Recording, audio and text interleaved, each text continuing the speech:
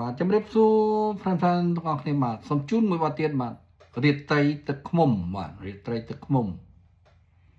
លំនាំបទរបស់លោកពូជួយសុភាពទៀតបាទថ្ងៃនេះដាក់ដំបងសិតតែបទលោកពូជួយសុភាពហ្មង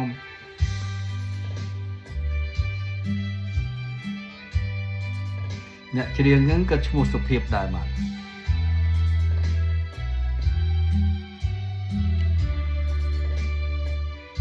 ចាជូនហ្វ្រេនអ្នកទាំងអស់គ្នាបាទដែលបានស្គាល់ខ្ញុំហ្វ្រេនរបស់ខ្ញុំបាទ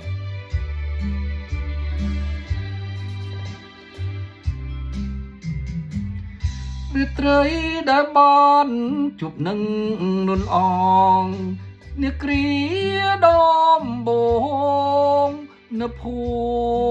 មិហ្វីឡាក្រោមច័ន្ទពេញវងរស្មីភ្លឺថ្លាបងនឹងពំងាររទាំងប្រំប្រៃមកបានហុចផ្កាមួយតងជូនស្រីជំនួងសមដីដែលបងស្នេហ៍ពិតចំឡាយនេត្រា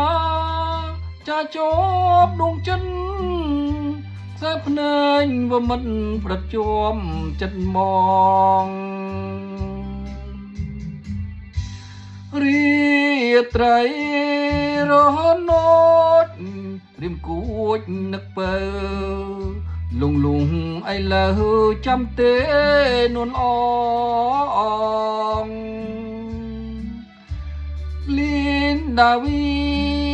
មៀងស្នេហ៍អូនកុំភ្លេចមកនឹកឃើញរៀមផងណាគូជីវិតរៀមផ្ញើអក្រាវិចាតាមទឹករៀមផ្ញើចិននឹករលឹកតាមខ្យល់រៀមផ្ញើសំនៀងច្រៀងជូននិមលចិត្តរៀមខ្វាយខ្វល់ព្រោះនឹកអូនណាំង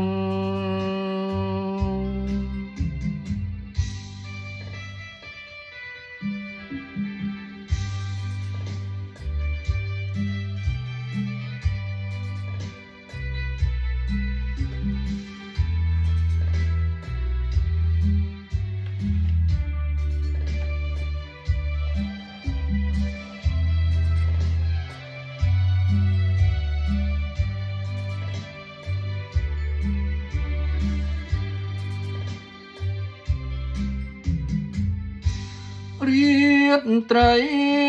រហណូចរៀមគួចនឹកពើលងឥឡូវចាំទេនួនអងលីនដាវីមៀងស្នេហ៍អូនកុំភ្លេចមកនឹកឃើញរៀមផងណាគូជីវិតរៀមផ្ញើអក្រាវិចាតាមទឹករៀមផ្ញើចិននឹងរលឹក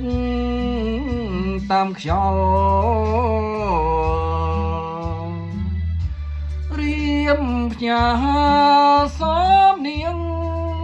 ច្រៀងជូននិមលចិត្តបងខ្វាយខ្វល់ព្រោះនឹកអូនណាំង